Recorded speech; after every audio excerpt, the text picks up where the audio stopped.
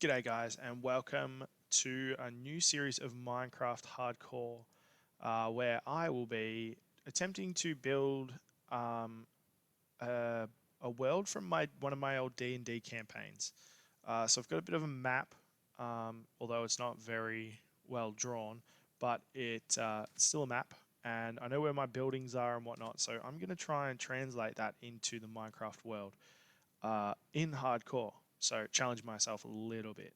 Um, if anyone's watched my previous episodes on YouTube, you'll know that I'm not the best at combat in general. So that's what makes hardcore a little bit more interesting. So let's jump into it.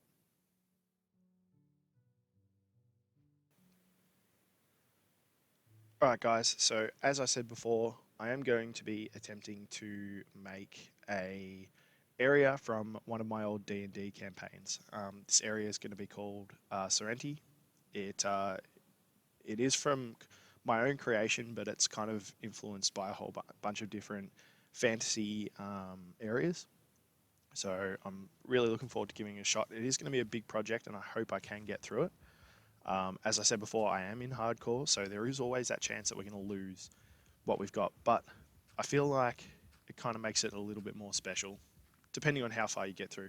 Obviously, if we die in the first episode, there's nothing special about it, but we'll see. I enjoy the hardcore game mode, and the only thing I really need to get better at is the combat, definitely. So this area is going to be, it gets sort of made up. We're going to be starting with the capital city of this general area, and it's going to be made up of three tiers. So the first tier is the palace castle, sort of like where the royal family hides. That's the wrong word. Like lives. Sorry. Well, you never know. In wartime, they probably hide there. But it's going to be a palace castle kind of thing. It's consists of four main towers, then a large hall, and just a big garden area. My focus is going to be on the textures of the castle. I want to get a little bit better at adding some more depth to my builds. So I'm going to do a little bit of research for that and try and play around with some things. So you'll just have to bear with me. Um, and while we're going along, if anyone has any suggestions on things that would look better with any of these builds, go ahead and pop them in the comment section. I'll read them and I'll even give them a shot. We'll see how it looks.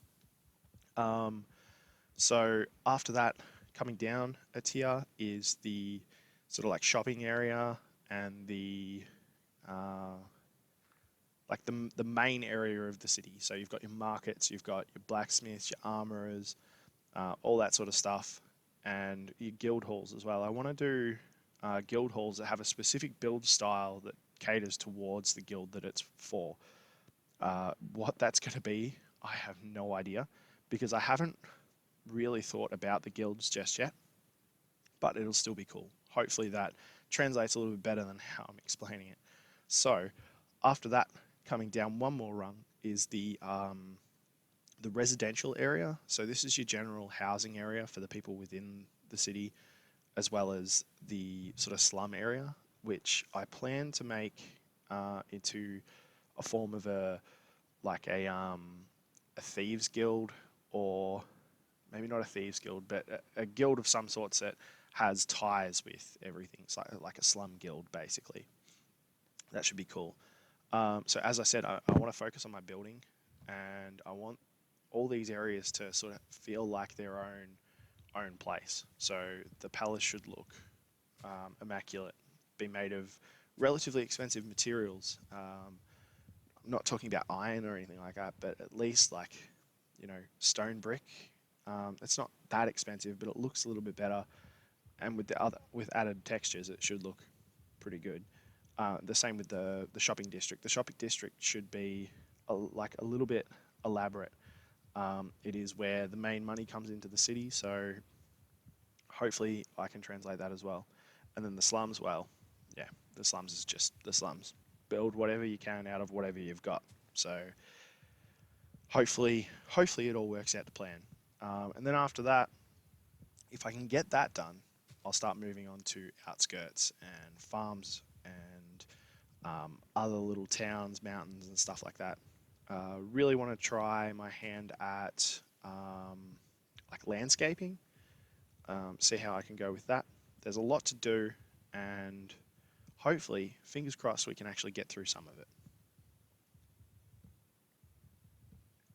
So the way these episodes are going to work is I'm going to try and get all the grindy stuff out of the way off camera, and then still record it just in case of a death or something awesome comes up, or I find something rare, and then that way I can still put it up. But all the grindy stuff, the collecting cobblestone, the mining for diamonds, all that sort of jazz, I want to make sure that that's not clouding up all the content, because sometimes in some of my old episodes, I'd be recording for an hour, 2 hours, and I'd make an episode that was just me mining. And I don't really think that's really interesting. I don't know about you guys, but I don't personally like watching the grind constantly. I know some things like big projects, like clearing out a cobblestone area or clearing out a mountainside, is kind of cool to watch, but in time lapse, I think. Anyway, that's how I'm going to do it. All the other stuff, I've got a bit of a progression going of what I need to do to get to where I want to go. So obviously, Ender Dragon needs to die very quickly, as well as getting shulker boxes and the elytra, however you want to say it. I tend to change the way I say it, so just you'll have to put up with me there. But those little things, oh no, not little things, those big things will be the ones that I think I will add into the content as much as I can.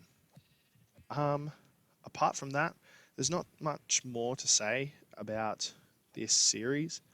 Apart from I'm gonna try and improve my combat, try and improve my building, and try and improve my talking as well, being on the mic, interacting with the game, not just having a script or anything like that. So we'll see how that goes. Anyway, guys, I'm going to leave it here for a little bit. I'll come back and have a chat about the house that I'm building at the end. And yeah, I'll see you then. All right.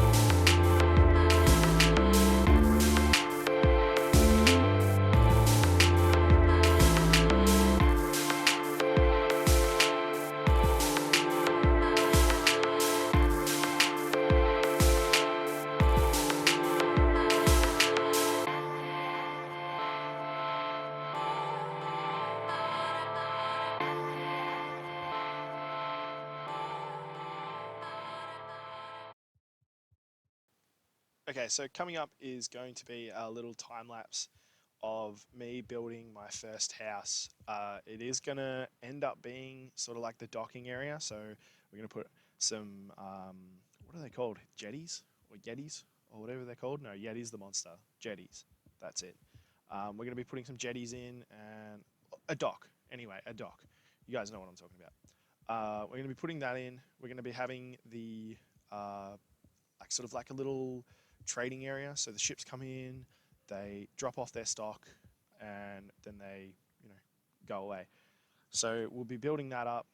This house is not going to be the same, if you know what I mean. So basically, just to start off with, I need a main base so that I can collect stuff, I can sleep safely, and I can keep all my stuff in one area, so that I'm not sort of, you know, running around the countryside trying to pick up things, have a chest here, chest there, chest here.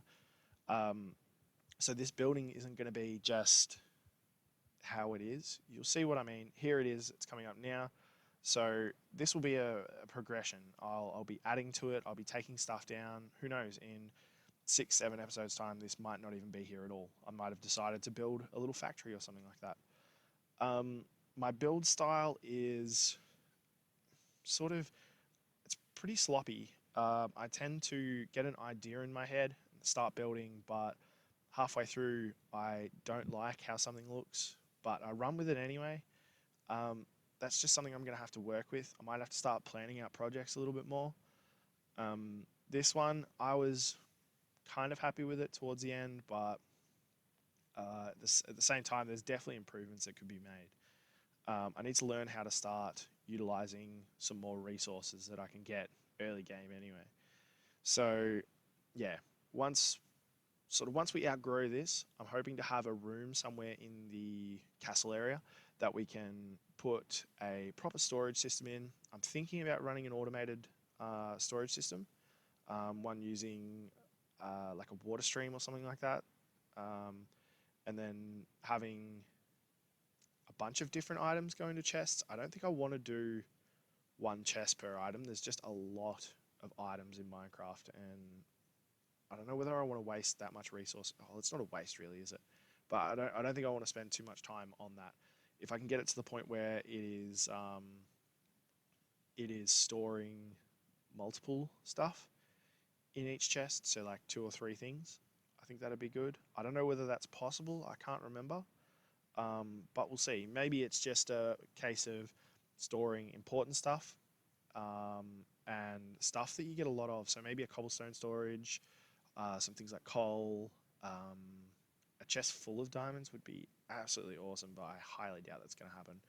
Apart from that, we're going to look at some farms as well. I don't exactly know what I need, but I'm looking at making a villagers hall, like a trading area, which will eventually become the market um, in the main district.